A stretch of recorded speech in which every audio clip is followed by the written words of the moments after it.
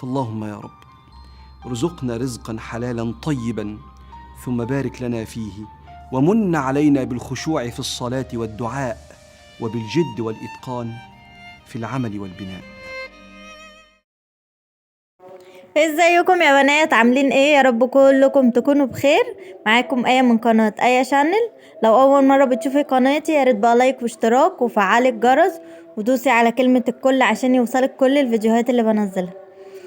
النهاردة بقى كل سنة وانتوا طيبين، تعود عليكم يا رب الأيام بخير. هعمل بقى معاكم الفول. انا الفيديو ده مصوراه من كام يوم كده، بس ما نزلتهوش، يعني لسه بمنتجه دلوقتي. فطبعا انتوا عارفين رمضان ما بنستغناش عن الفول. انا بدمسه كده كل شهر، بس المرة دي يعني مزودة شوية عشان رمضان وكده، عشان يكفيني الشهر كله. بس فجبت بقى الفول. هاتي الفول البلدي الصغير علشان ما بياخدش سوا. الفول الكبير بياخد سوا كتير قوي، بيقعد ايام قوي على النار. فدوت احسن، يعني البلدي. جبته ونقعته قبلها بيوم كده في ميه سخنه، غسلته كويس وحطيته، ورحت جايه غاليه ميه بالكاتل وحطيته عليها. تاني يوم نفش بقى والفوله بقت كبيره كده زي ما انتوا شفتوها. بس ورحت جايه بقى حطاه في الحله، وهحط كمان معاه شويه عدس اصفر وشويه فول، الفول اللي هو البصاره ده. بس العدس الاصفر علشان يخلي لون الفول حلو وفاتح، وال والفول البصاره دوت علشان يعمل غيره كده للفول ويتقل الميه بتاعته. عايزه تحطي معاه حبه بليله بيبقى حلو برضو، بس انا ما بحبش البليله مع الفول. تمام. فغسلتهم كده وهروح جايه احطهم على وش الفول، وهكون بقى غاليه الكاتل. هنزل بقى بكاتل ميه سخنه كده بتغلي،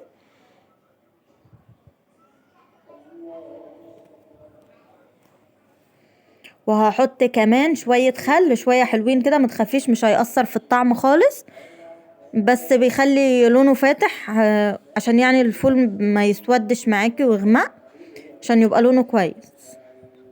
حطيت شوية خل وهنزل بقى بالمية السخنة، وهروح جاية بقى حطها على البوتاجاز.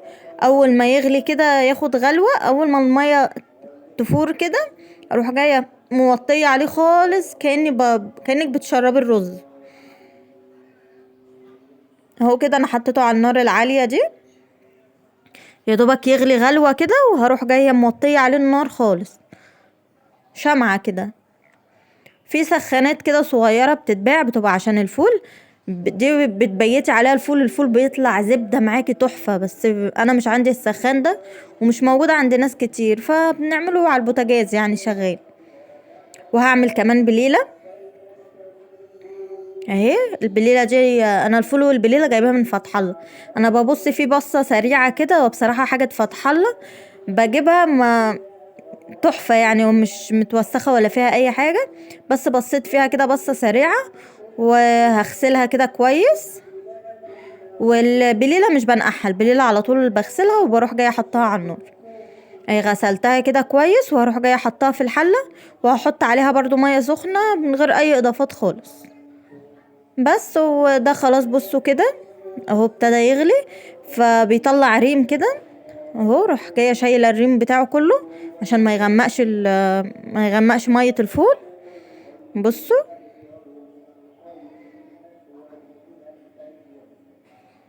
اهو شلت الريم، وهروح جايه بقى ايه مغطياه، هنقله على العين التانية. هوطيه خالص وهروح جايه نقلها على العين التانية.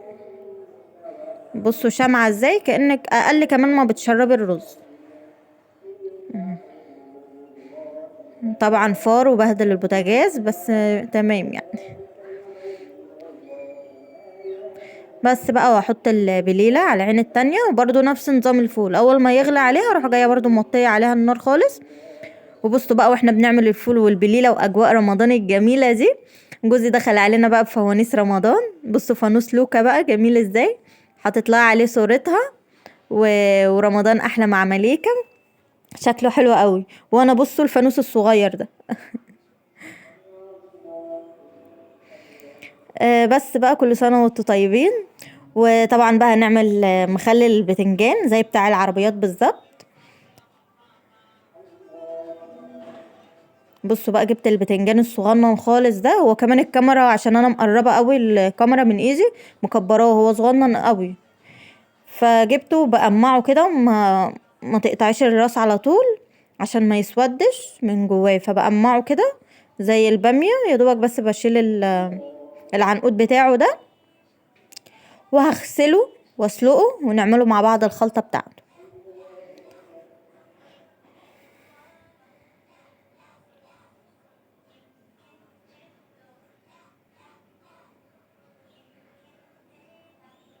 الحاجات البسيطة دي والله يا بنات بتفرق معاكم جدا لما بتبقى موجودة جاهزة في التلاجة او في الفريزر عندك، بتفرق معاكي جدا، وبالذات الفول لان بتاع الشارع مش حلو خالص، والسوا بتاعه مش زي ما انت هتسويه في البيت، ومش مغسول زي ما انت هتغسليه في البيت، هما بيجيبوه بيعملوه كده على طول.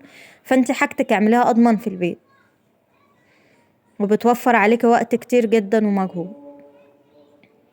بس بقى قمعته كده وسبته عشان هغسله، وجبت كمان الفلفل الشطة دوت احمر واخضر عشان افرمه نحشي بيه.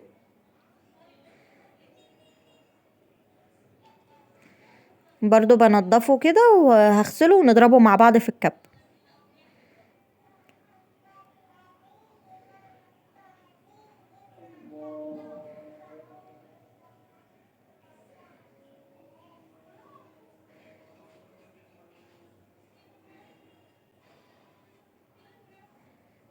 بس هحطه بقى في الحلة كده بعد ما غسلته، وهحط له ميه وهحطه على النار، وما تسيبوش يتهرق قوي علشان انت طبعا مش هناكله الكميه دي كلها في مره واحده، فاللي يقعد ما يتهريش يعني، فيدوبك غلوه كده خليه ماسك نفسه شويه. بس وضربت بقى الفلفل الشطه في الكبه زي ما انتوا شايفين كده، حلو قوي. انا ان شاء الله هجيب كميه تانية واعمله برطمانات كده واشيله، بينفعني جدا في اي حاجه.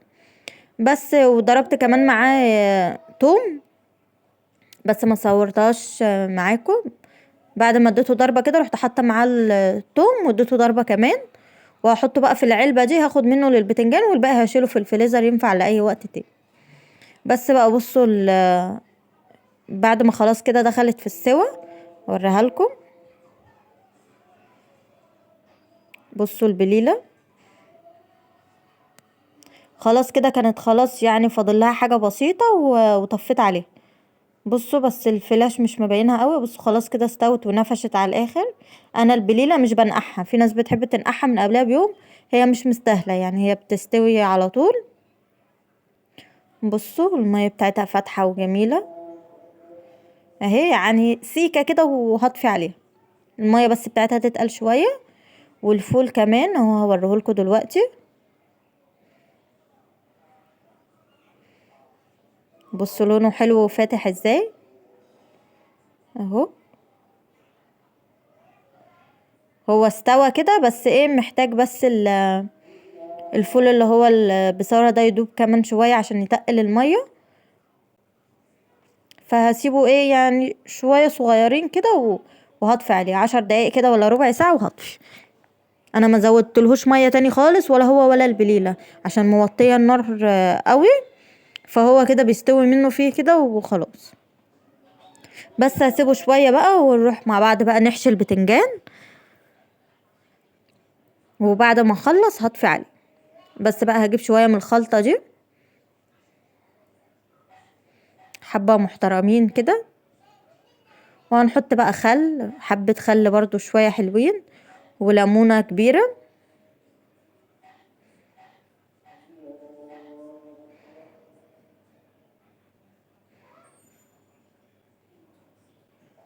بس بقى واحط كمون معلقة كبيرة برضو،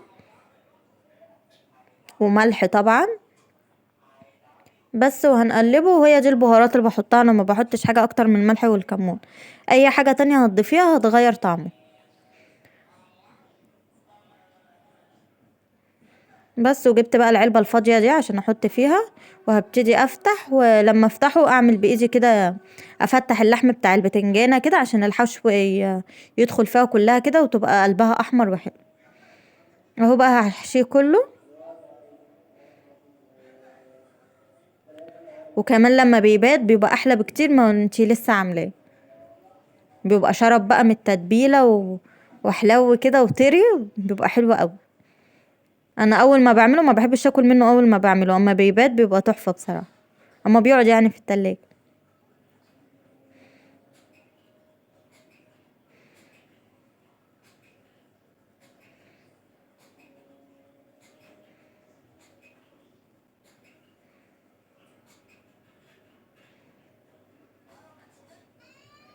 هفتحه بقى كله عشان اخلص كده، وبعد كده هروح جايه ماسكه حشيه مره واحده.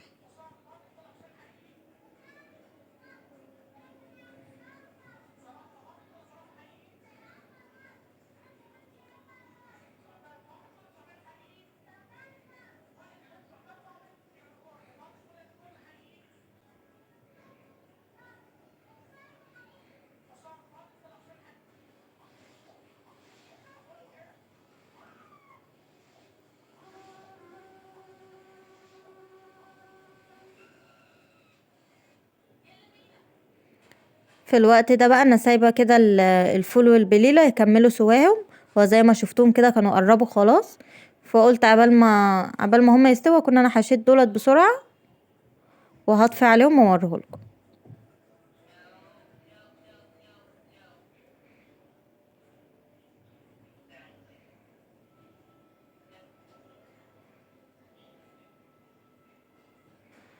بصوا بقى شكله حلو ازاي.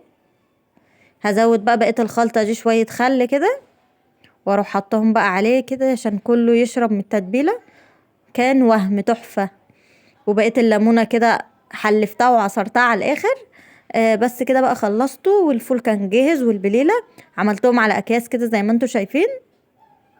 البليله انا بعمل